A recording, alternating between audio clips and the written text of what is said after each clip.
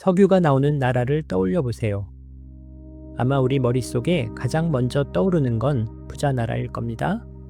사막 위 빛나는 마천루, 고급 스포츠카가 즐비한 도로, 세금 없는 천국, 두바이 같은 곳. 우리는 그렇게 믿어왔습니다.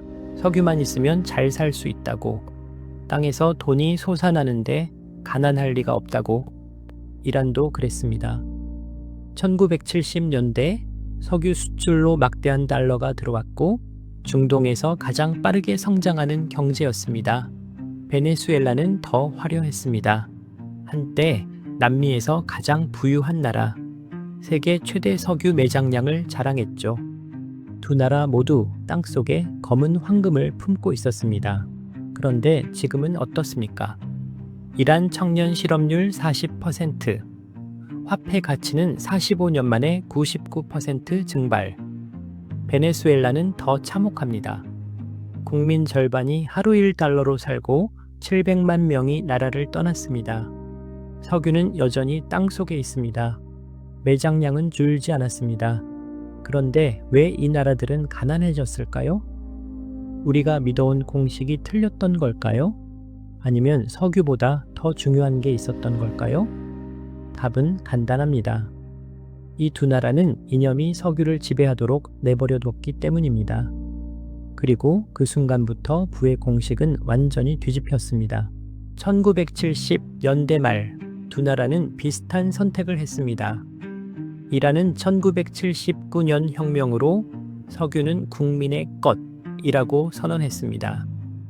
베네수엘라는 2000년대 초 석유로 사회주의 낙원을 만들겠다고 약속했습니다. 국민들은 환호했습니다. 외국 기업들이 가져가던 이익, 이제 우리가 직접 관리한다고 했으니까요. 석유 수익으로 빈민에게 집을 짓고 공짜 의료를 제공하고 식량을 배급하겠다고 했습니다. 분명 좋은 약속이었습니다. 그런데 이상한 일이 벌어지기 시작합니다. 석유 가격이 오르던 2000년대, 베네수엘라 국민들은 오히려 가난해졌습니다. 슈퍼마켓에서 물건이 사라지기 시작했고 화장지를 사려면 새벽부터 줄을 서야 했습니다. 이란도 마찬가지였습니다. 석유 수출로 매년 수백억 달러가 들어왔지만 청년들은 일자리를 찾지 못했습니다. 우리는 이렇게 생각했습니다. 제재 때문이겠지. 미국이 방해해서 그런 거겠지. 하지만 질문해야 했습니다. 사우디도 석유 수출국입니다. 노르웨이도 석유로 먹고 삽니다. UAE도, 카타르도, 캐나다도.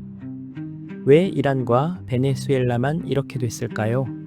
석유는 똑같은데 결과는 왜 이렇게 다를까요? 분명 예전엔 달랐습니다. 이란은 1970년대 중동의 스위스라 불렸고 베네수엘라는 남미의 사우디였습니다. 그런데 어느 순간부터 모든 게 거꾸로 흘러가기 시작했습니다. 그 분기점에 무슨 일이 있었던 걸까요? 많은 사람들이 석유 부국은 자동으로 부자가 될 거라 생각합니다. 하지만 현실은 조금 다릅니다. 석유는 축복이 아니라 선택의 시험지입니다. 그리고 이란과 베네수엘라는 같은 답을 골랐습니다. 첫 번째 선택, 석유 산업을 국유화했습니다. 이란은 혁명 직후 모든 석유 회사를 정부 소유로 만들었고 베네수엘라는 차베스 정권이 외국 기업을 몰아냈습니다. 표면적인 이유는 명확했습니다. 우리 땅의 석유를 왜 외국 기업이 가져가는가? 하지만 문제는 여기서 시작됩니다. 국영 기업이 된 석유 회사는 더 이상 효율을 추구하지 않았습니다. 베네수엘라 국영 석유 회사 PDVSA, 한때 세계적 수준이었지만 정권이 바뀌자 경영진 전원이 교체됐습니다. 기준은 능력이 아니었습니다. 충성도였습니다. 석유 전문가 대신 당원이 들어왔고 효율적 생산 대신 정치적 배분이 우선됐습니다. 결과는 명확했습니다. 베네수엘라 석유 생산량은 1998년일 340만 배럴에서 2020년일 50만 배럴로 급락했습니다. 세계 최대 매장량을 가진 나라가 석유를 제대로 뽑지 못하게 된 겁니다. 이란도 똑같았습니다. 혁명수비대가 석유 산업을 장악했고 기술자들은 해외로 떠났습니다. 설비는 노후화됐고 투자는 끊겼습니다. 두 번째 선택. 석유 수익을 정치 도구로 사용했습니다. 베네수엘라는 석유 달러로 전 국민에게 보조금을 뿌렸습니다. 휘발유는 물보다 싸졌고 식량은 거의 공짜로 배급됐습니다. 국민들은 일할 필요가 없었습니다. 정부가 다 해결해 줬으니까요. 하지만 석유 가격이 떨어지자 모든 게 무너졌습니다. 정부는 돈을 찍어냈고 인플레이션이 폭발했습니다.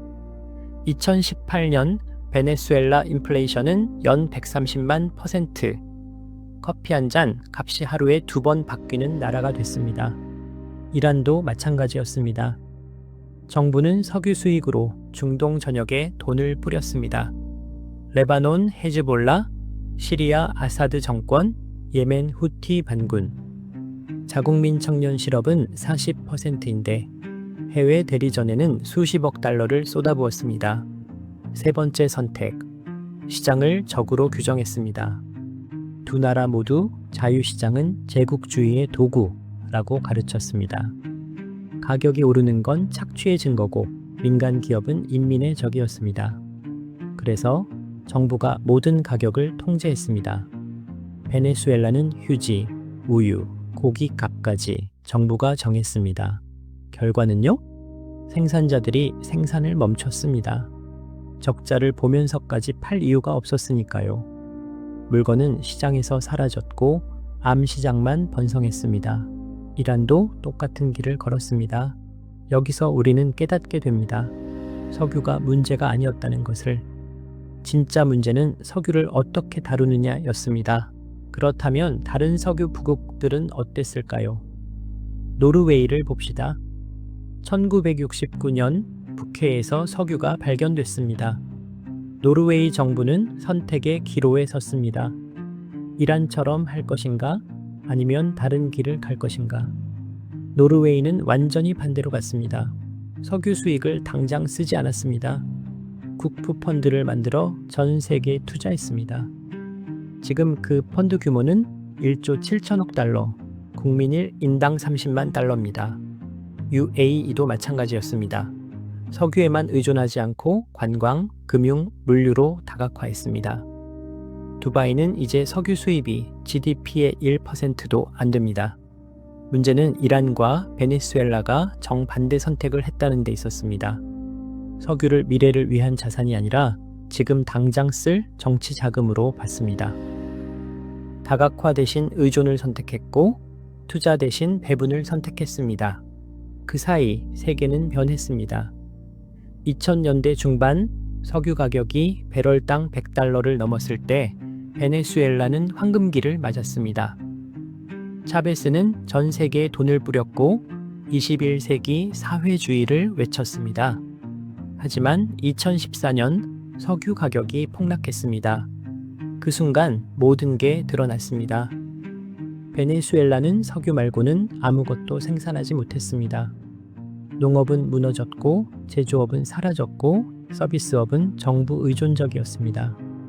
석유 가격이 떨어지자 나라 전체가 멈춰버렸습니다. 이란도 비슷한 시기에 위기를 맞았습니다.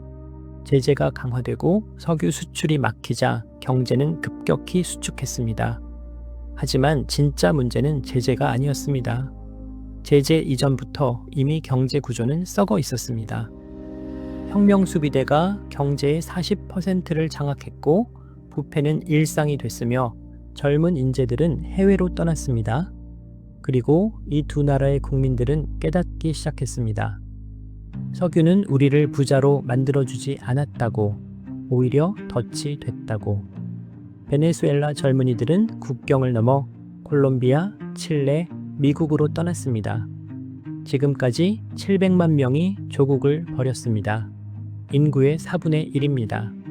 이란 청년들도 마찬가지입니다.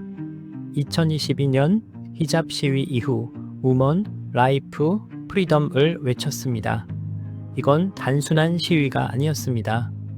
석유 부국의 약속이 거짓이었다는 세대 전체의 선언이었습니다. 두 나라의 정권은 여전히 같은 말을 반복합니다. 외부의 적 때문이다. 제국주의가 우릴 막는다. 하지만 국민들은 더 이상 믿지 않습니다. 사우디를 보고 노르웨이를 보고 UAE를 봤기 때문입니다. 석유는 핑계가 아니었습니다. 선택이 전부였습니다. 지금 당신이 만약 이란이나 베네수엘라에 산다면 무엇을 믿겠습니까? 정부가 40년 동안 반복하는 곧 나아질 것이라는 약속인가요? 아니면 눈앞에 펼쳐진 텅 빈 슈퍼마켓 진열대인가요? 석유 부국이 빈공국이 되는 건 자원 때문이 아니었습니다. 이념이 경제를 지배하도록 내버려뒀기 때문입니다. 시장을 적으로 돌렸고 효율보다 충성을 선택했고 미래보다 오늘을 택했습니다. 노르웨이는 석유를 투자했고 이란은 석유를 소비했습니다. UAE는 석유에서 벗어났고 베네수엘라는 석유에 묶였습니다. 그 차이가 지금의 결과를 만들었습니다. 역사는 우리에게 가르쳐 줍니다. 자원은 축복도 저주도 아니라고, 그걸 다루는 선택이 운명을 결정한다고. 이란과 베네수엘라는 같은 선택을 했고 같은 결말을 맞이했습니다. 그리고 지금도 그 결말은 계속되고 있습니다. 당신의 나라는 어떤 선택을 하고 있나요? 자원을 미래를 위해 쓰고 있나요? 아니면 오늘을 유지하기 위해 태우고 있나요? 변하지 않으면 살아남을 수 없다는 법칙은 석유 부국에도 예외가 아니었습니다.